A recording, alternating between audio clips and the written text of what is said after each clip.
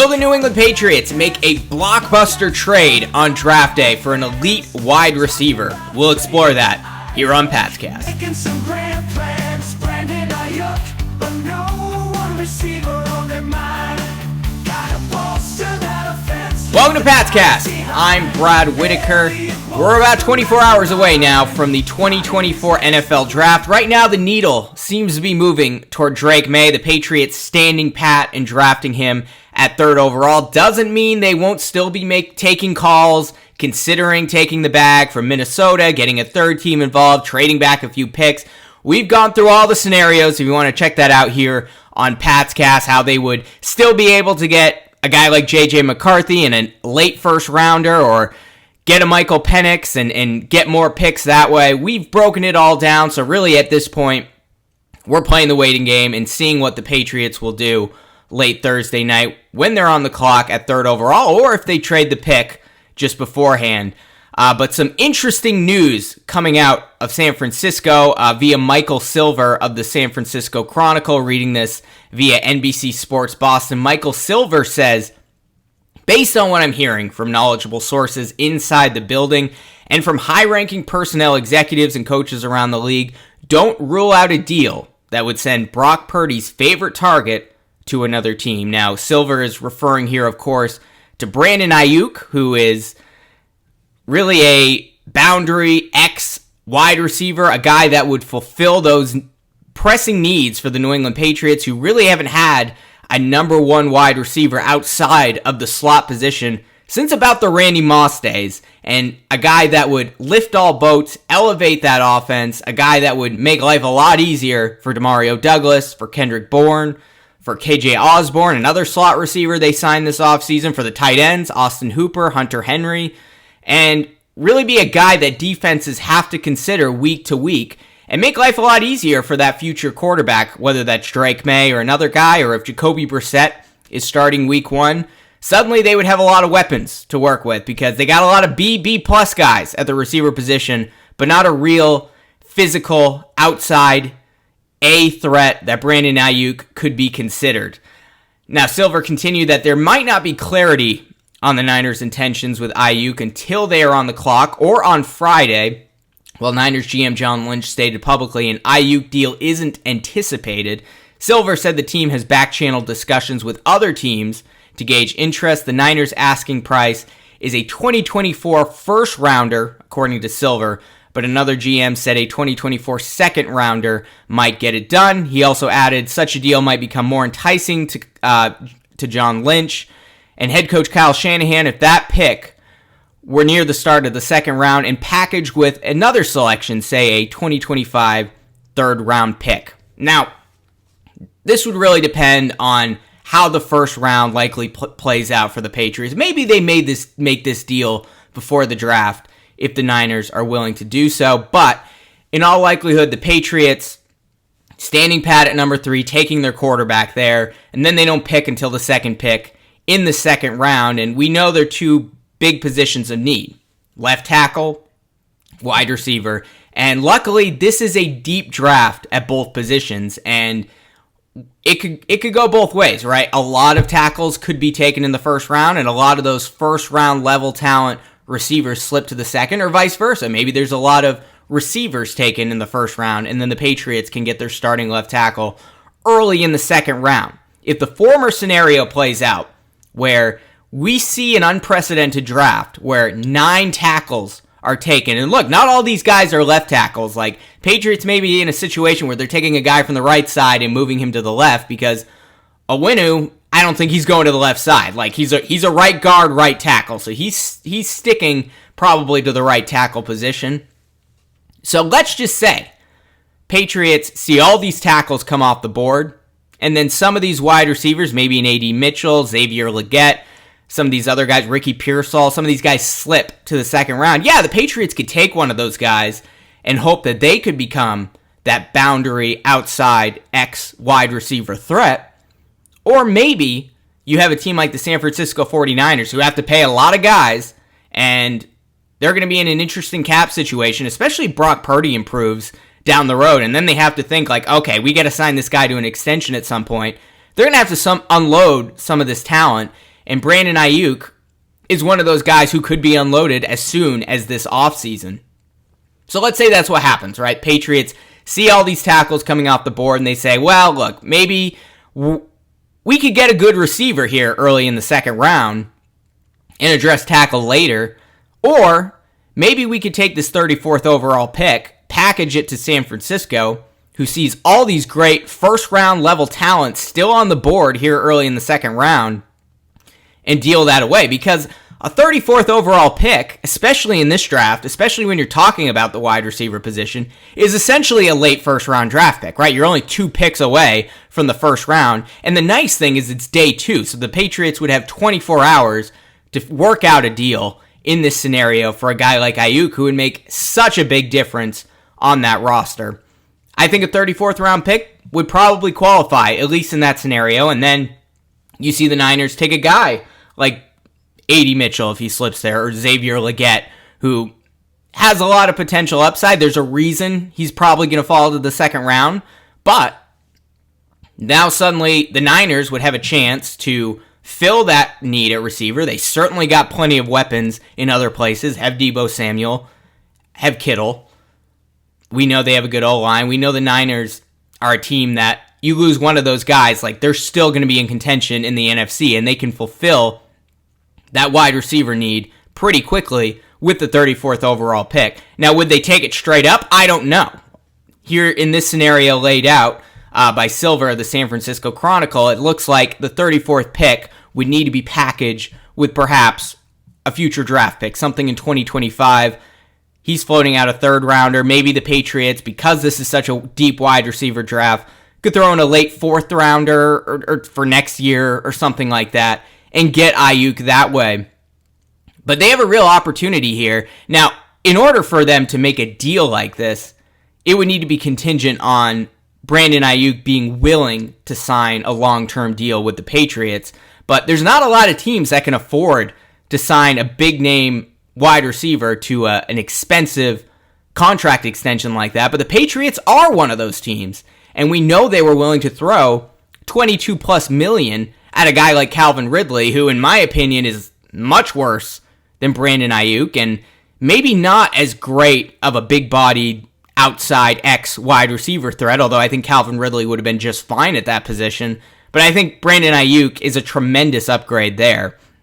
We've also explored A.J. Brown. Doesn't sound like the Eagles are interested. The Patriots are certainly interested. They've reached out to the Eagles about A.J. Brown, but as far as we know, that trade isn't happening as much as A.J. Brown likes the Patriots and grew up a fan of the team and followed Jacoby Brissett and KJ Osborne on social media. But Brandon Aiyuk seems like a far more realistic scenario at this point, so we'll see how it plays out. But if we're starting to see a lot of those tackles drop off early in the first round, and suddenly it's slim pickings at that position, and the Patriots can address, or they're incapable of addressing left tackle or getting a starting guy, or at least a guy they feel confident about early in the second round, then, well, there's going to be a lot of good receivers still on the board, right? And that gives them the opportunity to start trade discussions with the San Francisco 49ers, who I guess are already having discussions about potentially trading Brandon Aiyuk, even though they don't want to.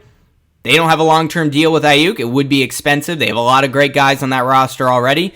Patriots, a little bit slim at the wide receiver position, and a number one guy makes all those B-plus receivers much better and life a lot easier for the next quarterback, whether that's Drake May, Jaden Daniels, J.J. McCarthy, or Michael Penix, or Jacoby Brissett early in the season. Certainly going to have a lot more to work with if Brandon Aiyuk is on that roster. Now, another guy who will probably potentially be available via trade, who I think the Patriots probably could get for a lot cheaper than giving up a 34th overall pick and another future draft pick in the third or fourth round in like 2025. And it's not because he's like significantly worse than Brandon Aiyuk. I don't think he is. In fact, he's got a lot more size than Brandon Aiyuk. Probably fulfills that X role a little bit better, even though I maybe would be more comfortable with Aiyuk. But the reason it wouldn't take as much draft compensation is because right now he's on a franchise tag deal, and he's only on a one-year contract, so that automatically brings his value down no matter how good of a receiver he is. And that is T. Higgins of the Cincinnati Bengals. There have not been contract talks at all between T. Higgins and the Bengals for well over a year now. And Adam Schefter reports that T. Higgins has also, not also, I don't know if Aiyuk requested one specifically. I think he did, but correct me if I'm wrong. But T. Higgins has requested a trade because those contract talks not just haven't gone anywhere, they've been non-existent with the Bengals. So the Patriots could have an opportunity, too, to also potentially trade for a guy like T. Higgins. And maybe that only costs you the 34th overall pick. And again, they wouldn't do this unless that player were willing to sign a long-term extension. And we're talking somewhere in the range of 25, 26 million, right, for one of these wide receivers, considering they were willing to pay Calvin Ridley 22. But both these guys are better than Ridley. And, I think T. Higgins might be a better fit for the needs of the Patriots, even if I think Brandon Aiyuk might be a better player. But also T. Higgins has been number 2 in Cincinnati. Who knows what he could do in the number 1 role? And you add that with the complementary pieces. Like I said, all the B-plus guys, KJ Osborne, Demario Douglas, Kendrick Bourne. You got the tight ends, Hunter Henry, Austin Hooper. You add T. Higgins to that mix, a guy who's very physical, turns 50-50 balls and 80-20 balls. I don't know, maybe 34th overall is all you would need for a trade like that. Or maybe because it is a one-year deal, you could trade a third rounder. Maybe you trade a third and a future fourth. I don't know. Maybe I think T. Higgins may not cost as much as a guy like Brandon Aiyuk, but we'll see. Patriots have an opportunity here, right? And I would feel a lot more comfortable taking a proven wide receiver who's going to fulfill that number 1 role than rolling the dice on a Xavier Legette, as much as I like Xavier Legette. You're getting a guy that's going to work out. You're going to sign him long term. And yeah, it's going to cost you, but the Patriots have the cap space. They were willing to spend it on Ridley, so they certainly would be willing to spend it on Aiyuk or T. Higgins. And that, like I said, would lift all boats and turn this receiving core from one of the weakest in the league to maybe not one of the best, but I mean, they're not mediocre. Like, that's a good receiving core because Kendrick Bourne is not a number 1 guy, right? He's a number 2, 3, number 4 receiver on a good team. I don't know, Demario Douglas may take a leap this year. Guy can stay on the field. Yeah, I know he's small, but Douglas plays really well this year, becomes that reliable slot receiver of the future, which it looks like he might be, the next Edelman, Troy Brown, Wes Welker type. And then you have KJ Osborne, who looks like he was relegated in Minnesota because of all the talent that they have with Jordan Addison, Justin Jefferson. He could be a number 2 guy. And then we know Kendrick Bourne, when he's on the field, he was having a career year last year until he got hurt against Miami. So now you add T. Higgins or Brandon Aiyuk to that.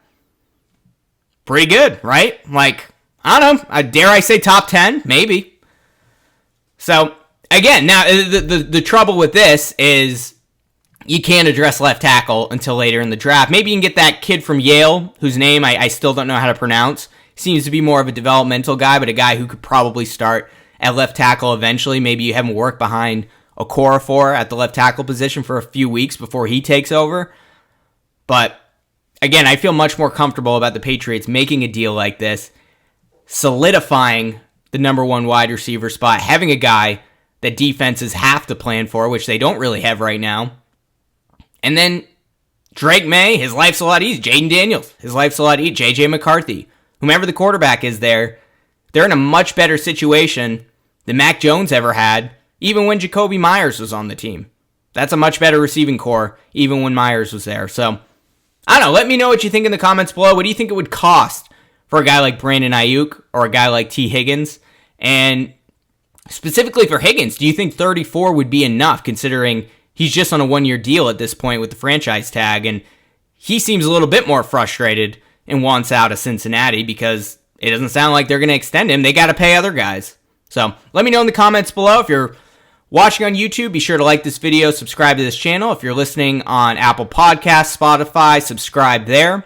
And we'll be back tomorrow. I'm not sure if we're going to do 1 or 2 podcasts. It really depends. I'm hoping to get right on here after the 3rd overall pick and upload one real quickly. It might be a short one, but talking about Drake May or whomever the Patriots select and where they'll go from there. And maybe we'll do a longer one after the first round wraps up, or maybe the Patriots trade back into the first round. That's another possibility. Take a receiver or a tackle there.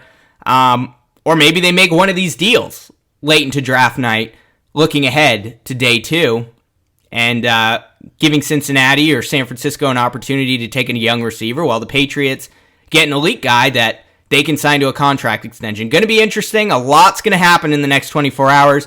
We'll be here at Pat's Cast to cover it. We call it Pat's Cast, a podcast for the die-hard fans.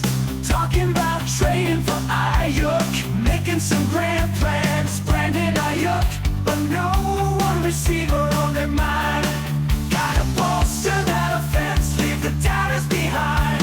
Elliott Wolf's the mastermind, plotting his next move, looking for a weapon, a lightning bolt to soothe. Aiyuk's got the speed, the hands and the flair, bringing fire to the field, catching passes in the air. Patriots rise, we're taking it to the top. Pat's Cast rocking, we're never gonna stop. Trading for Aiyuk, or T. Higgins would be bold. Together we'll conquer, like warriors of old.